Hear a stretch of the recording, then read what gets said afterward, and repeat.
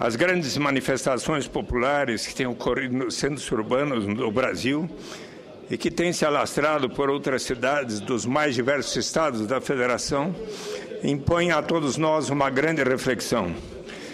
com o intuito de protestar contra os aumentos de tarifa dos transportes públicos de massa, a corrupção, os gastos orçamentários do país com os grandes eventos esportivos, a Copa das Confederações deste ano, a Copa do Mundo de 2014 e Olimpíadas de 2016. Milhares de pessoas têm ocupado as ruas para demonstrar sua indignação contra tudo que atrasa o desenvolvimento da nação, principalmente no campo da educação, da saúde e da infraestrutura, bem contra a limitação das possibilidades de evolução sadia de cada cidadão brasileiro. Milhares de brasileiros foram para as ruas demonstrar sua insatisfação. Conforme se pode notar, esse descontentamento foi provocado por erros nossos, do Poder Legislativo, do Poder Judiciário e do Poder Executivo em todas as suas esferas. Existe hoje uma crise de representatividade e cada um de nós, no Poder Legislativo, no Executivo, no Judiciário, precisamos todos nos perguntar como é que poderei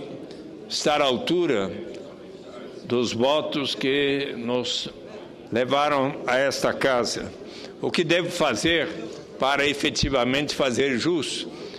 à escolha que o povo fez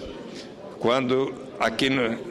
nos mandou, no caso, para o Senado. As pessoas não se sentem representadas por aqueles que deveriam fazê-lo. A prova dessa situação é que o povo, cansado de esperar, foi para as ruas. Está na hora de ouvirmos esse alerta e de canalizarmos suas propostas, apresentando-as nas câmaras, assembleias e no Congresso Nacional. Isso tem de ser feito porque é aqui que se aprovam as leis. Acredito que é nosso dever o de canalizar as demandas das ruas sob a forma de projetos de lei. Nesse sentido, desde 2005, tenho alertado para a perda de confiança do povo brasileiro nos seus representantes políticos. A pesquisa do IBOP daquele ano, realizada entre 18 e 22 de agosto, demonstrava que a credibilidade dos partidos políticos nas casas do Congresso Nacional e dos políticos em geral já era a mais baixa possível quando comparada com as outras instituições postas na pesquisa. Em função disso, apresentei em 19 de dezembro de 2005 a proposta de emenda à Constituição número 73, inspirado que fui pelo professor Fábio Conder Comparato, com o fito de instituir o referendo revocatório do mandato de presidente da República e de congressistas, o chamado recall, de modo a fortalecer a vida política e a soberania do povo. A proposta que apresentei prevê a possibilidade de o presidente da República e dos deputados e senadores poderem ter seus mandatos revogados por referendo popular após transcorrido um ano da data da posse. Esta proposta de emenda à Constituição encontra-se na Comissão de Constituição e Justiça e aguarda a designação do relator desde 22 de março de 2011, há mais de 2 anos. Em 2007, apresentei a proposta de emenda à Constituição número 55 para instituir eleições diretas para os suplentes de candidatos ao Senado Federal. Esta PEC pretende que os suplentes também serão escolhidos pelo voto direto do eleitor, reduzindo a tendência oligárquica existente no interior dos partidos políticos e ratificando a soberania popular na escolha de seus representantes. A PEC número 55 de 2007 encontra-se naquela Comissão de Constituição e Justiça e aguarda designação do relator desde 11 de abril de 2012. Na busca de uma participação mais efetiva da população nas decisões políticas, por sugestão do Sr. Ivens Irati de Ponte Vieira, apresentei em 14 de março de 2011 o projeto de lei do Senado número 84 que tem por finalidade admitir e disciplinar a subscrição eletrônica de projetos de lei de iniciativa popular. Já naquela época,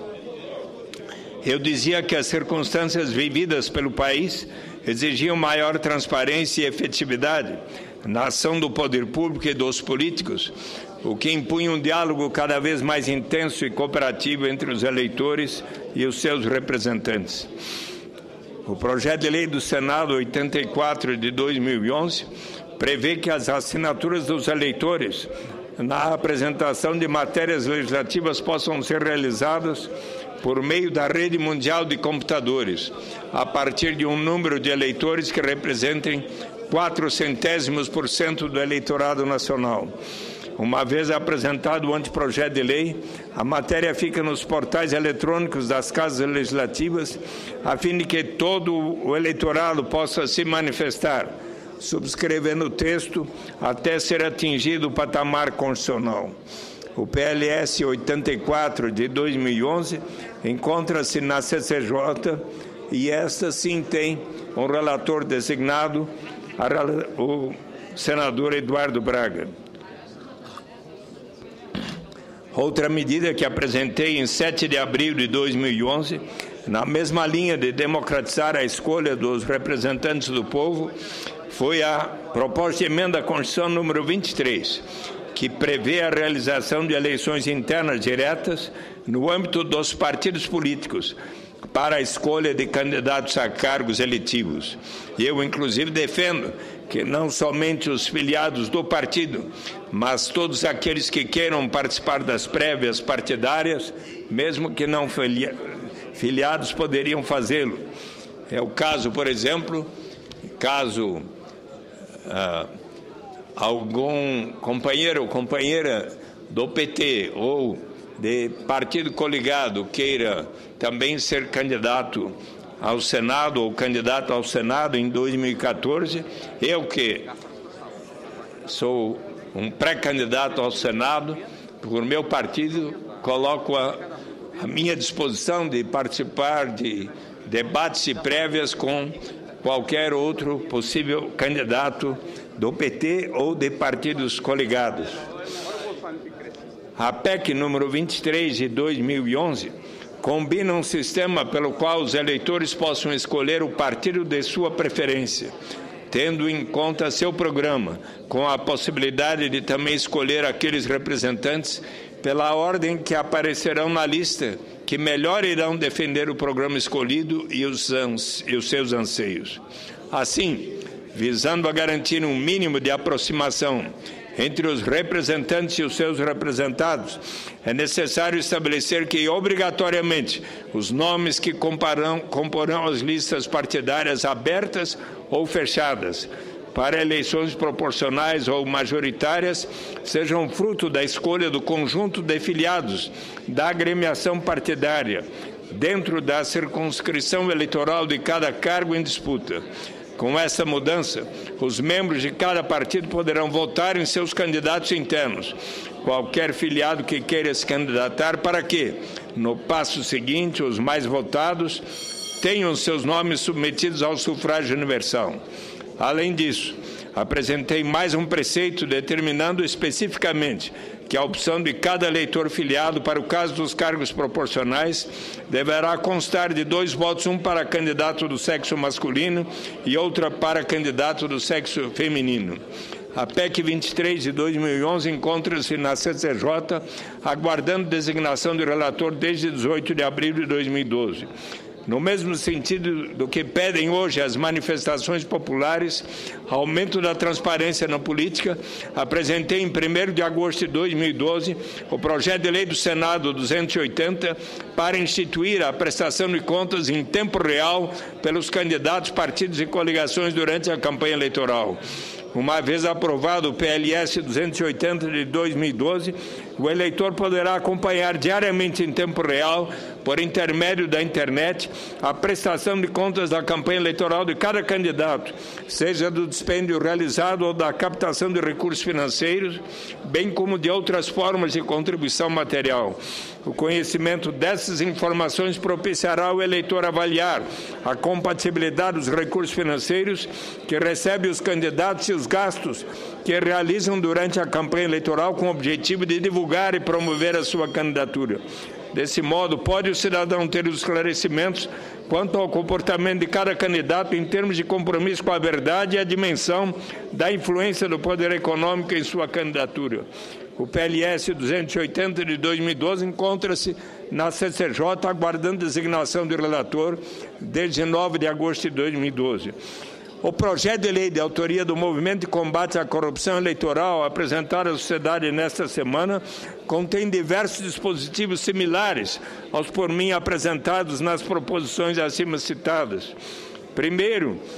ele propõe que os partidos políticos sejam obrigados a realizar eleições primárias internas para a escolha de seus candidatos, tal como a minha proposta de PEC 23 mostra, apresentada em 27 de abril de 2011.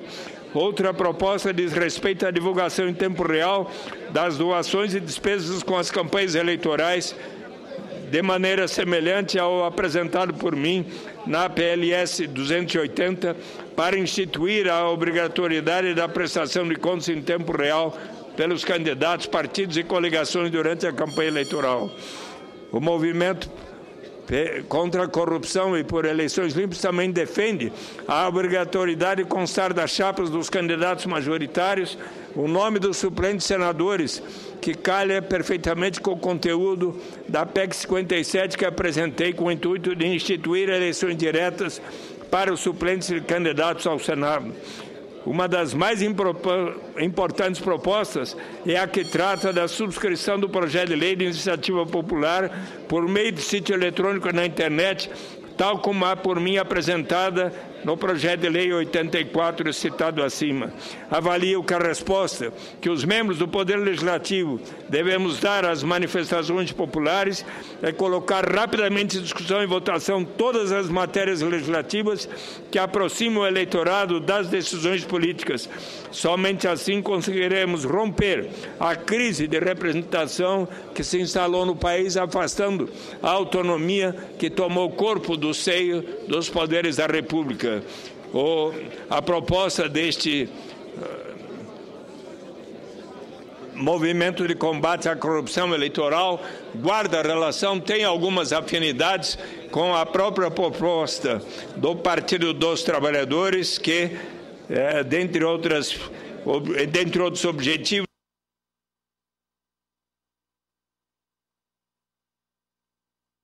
que, concluindo, senhor presidente,